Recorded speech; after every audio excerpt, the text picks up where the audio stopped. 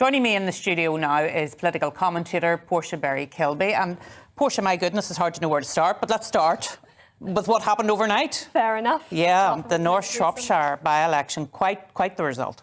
Quite the result. I don't think it can be written off as entirely unexpected. We've seen in Chesham or Amersham and Chesham a drop in the Conservative swing. It's as to be expected. I don't think anyone thought it would be quite so big. Yes.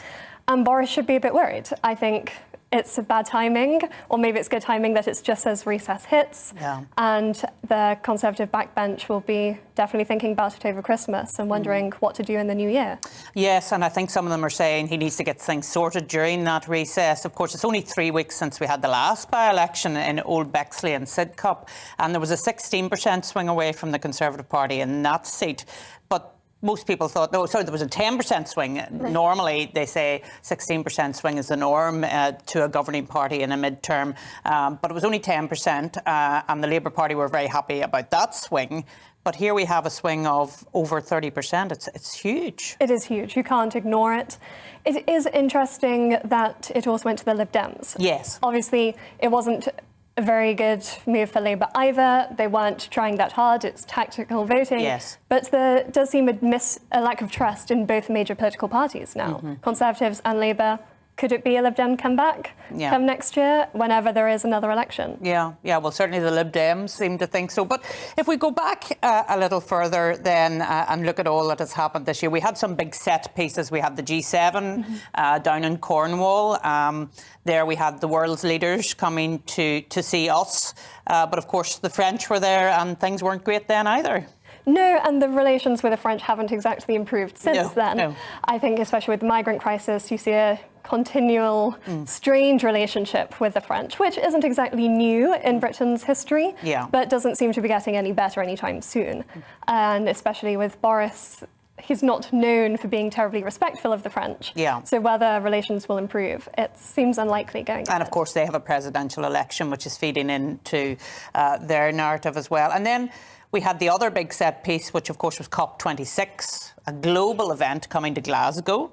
It came then at the start of COVID coming back again, and people were looking at, well, hold on a second, if COVID means that we have to be closed down, look at all these people coming to Glasgow. Entirely. It's kind of been a continuous strain throughout the past year of the double standards people seem to be feeling being exhibited by the politicians. Both in G7, you have the socially distanced photographs coming out of it, but then all chummy behind the scenes, no face masks.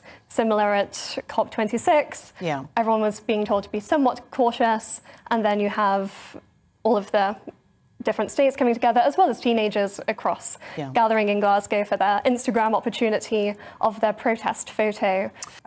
Sometimes, Portia, when we're talking about politics, real life intervenes, and what a tragedy that is. We've had a number of tragedies over this past couple of weeks reported. Obviously, they happened before now, but this one has just happened, and it is a real tragedy to take into account. And of course, there was a tragedy in November as well, when Sir David Amos was murdered at his constituency surgery, and that had a huge impact at the time as well, didn't it? It did. It's obviously, to say it's a sad thing to think about, kind of does it an injustice. I think it sent a ripple throughout the entire parliamentary process, especially Sir David was so well-liked and respected by all parties. I don't think anyone has said a cross word about him since. And it also is a shock to the system when you think our parliamentary system, the accountability we have for the politicians to be able to drop into their surgeries on a weekly basis, and that might be threatened due to one extremist is incredibly tragic, not to take away from the tragedy of Sir David's death.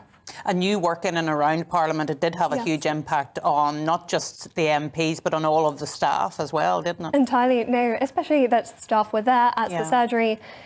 It's just a shock to the system, and also it's always tempting to make very rash decisions to counter anything future happening of that nature, but that can't be the case. No. So it's balancing those two, the emotion, the emotive response, but also our system works, and we shouldn't let one bad case spoil it for the future.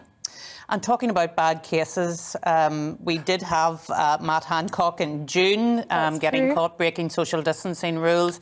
He seems to be making somewhat of a comeback. Am I right about that? I think perhaps it's fascinating how quickly people forget what has happened. Earlier in the summer, it was Matt Hancock under the limelight, and now it's Boris for having the double standards. I think it really just goes to show that everyone has broken COVID rules to some extent. It's just that politicians have the public eye on them, and there is something greater expected from our MPs. Yes, when you make the rules, you have to keep the rules. Stick with them. And that's it. Well, listen, Portia, thank you so much for coming into the studio, and happy Christmas Likewise. to you.